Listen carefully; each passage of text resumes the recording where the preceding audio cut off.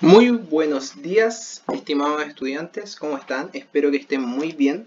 Vamos a dar inicio al video explicativo de la ficha número 10, asignatura Ciencias Naturales y en el módulo de Biología. Ya, nosotros estamos viendo más o menos la unidad 3, que se llama Materia y Energía en los Ecosistemas, y el objetivo del día de hoy es conocer el ciclo biogeoquímico del carbono y el nitrógeno, y básicamente ver cómo interactúan estos ciclos. Comencemos. Antes de eso necesito que vayan a buscar sus materiales para que puedan tomar apunte del análisis que vamos a hacer juntos el día de hoy de estos ciclos. Primero tenemos que saber cuál es la importancia de un ciclo biogeoquímico en el ecosistema, y su importancia radica en que en estos ciclos biogeoquímicos, al ser cíclicos como lo dice la palabra, los recursos se encuentran disponibles para ser utilizados una y otra vez y así constantemente.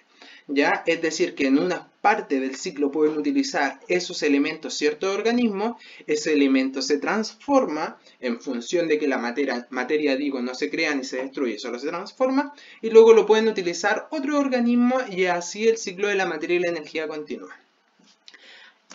Existen muchos ciclos biogeoquímicos, ya normalmente de la mayoría de los átomos y moléculas que conforman todos los sistemas que pueden ser orgánicos. Sin embargo, nosotros vamos a analizar tres principalmente, y lo que tenemos que saber primero es que no es necesario que yo me aprenda este ciclo de memoria. ¿Por qué?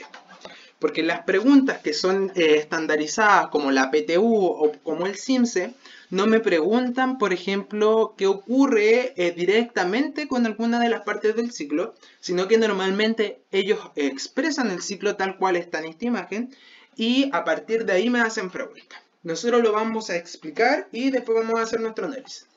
Entonces dice, ciclo del carbono. Primero, ¿qué es el carbono? El carbono es un elemento metálico que se presenta en formas muy variadas. ¿Por qué es un elemento metálico? Porque se encuentra dentro de la tabla periódica ubicada donde están los metales, ¿ya? Puede aparecer combinado, formando una gran cantidad de compuestos o libre sin enlazarse con otro elemento. La verdad es que el carbono es la base de la vida, pero también existen moléculas que usan carbono y que pueden ser de carácter inorgánico, ¿ya? Vamos a definir algo orgánico como aquel organismo o aquella sustancia que tenga una cadena de carbono en su estructura. No lo expliqué, expliquémoslo. Si se fijan, como es un ciclo, yo puedo partir por cualquier parte, así que vamos a partir por la parte de acá. El carbón orgánico, dice. Este carbón orgánico primero puede aparecer de los organismos en descomposición. Si yo voy para acá, las plantas producen glucosa por medio de la fotosíntesis, como lo hemos visto. Ya esta fotosíntesis genera energía y los herbívoros la consumen y luego los carnívoros se comen a estos herbívoros. Por tanto, esa energía donde está contenido el carbono pasa de un eslabón de la materia, perdón, un eslabón de la pirámide hacia otro, ¿ya? Luego estos animales mueren, por supuesto, y generan fósiles. Y la combustión de los fósiles, cuando un animal está en descomposición, libera dióxido de carbono hacia arriba. Mira, si se fijan, acá están los fósiles, y nosotros, vivos o muertos, y las plantas vivas o muertas, y los animales en general, liberan dióxido de carbono al ambiente. Así que por eso se ven estas flechas hacia arriba, desde acá y desde acá, ¿ya? Cuando se descomponen todas estas estructuras también se libera dióxido de carbono, y tenemos que también tener en consideración que nosotros como especie humana generamos fábricas que tienen una emisión muy gigantesca de gases tóxicos. Entre eso está el monóxido de carbono, que es simplemente CO y sin el 2, y el dióxido de carbono, que es CO2, ¿ya? Ambos gases, porque son gases, son tóxicos en grandes cantidades, ¿ya? Pero son las plantas principalmente las que toman este dióxido de carbono, por acá en esta flechita de acá, ¿ya? Y junto a la luz solar pueden transformar ese gas en parte o en un proceso para sintetizar energía, que nuevamente se comen los herbívoros, que nuevamente los carnívoros se comen a los herbívoros, y así sucesivamente. Incluso tenemos que mencionar también que desde los océanos también se produce una gran cantidad de dióxido de carbono. Y no tan solo eso, cuando nosotros vimos fotosíntesis también conversamos de que las plantas producen oxígeno. La mayor cantidad de oxígeno de nuestro planeta se produce en los océanos a través de las algas. Vamos con el otro. El del nitrógeno. El nitrógeno es un elemento muy importante que constituye todas las plantas y también todos los animales, puesto que sí o sí es necesario que esté dentro de las proteínas. Y las proteínas hacen de todo. La mayoría de las cosas que nos podamos imaginar que pasan en el cuerpo están reguladas por proteínas.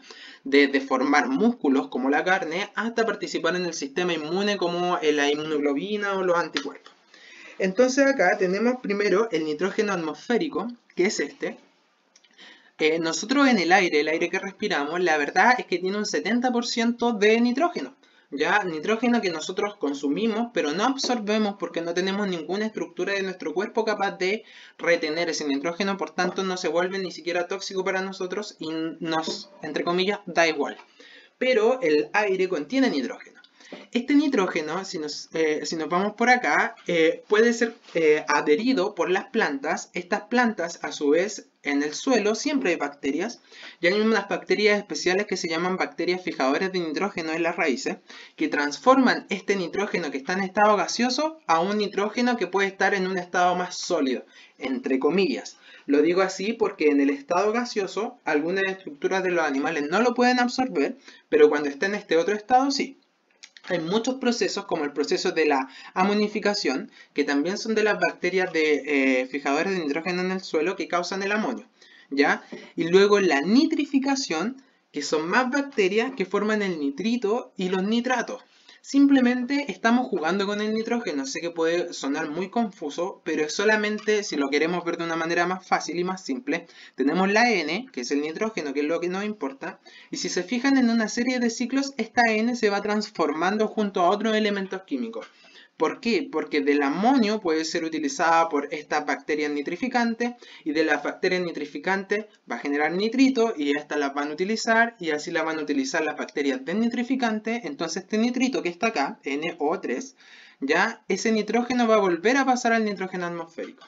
Si se fijan en un ciclo, por eso no es necesario que nos compliquemos con esto ahora, simplemente tenemos que saber que hay una transformación del nitrógeno en distintas moléculas inorgánicas, que principalmente es asimilado por las plantas, ya, donde también participan el reino fungi, que no son plantas, los hongos no son plantas, ya, y van haciendo nuevamente el ciclo del nitrógeno. ¿Cómo llega este ciclo a nosotros? Bueno, nosotros vamos consumiendo plantas, también consumimos animales, de hecho, podríamos cambiar este conejo por un ser humano para estar en nosotros incluido dentro de este ciclo.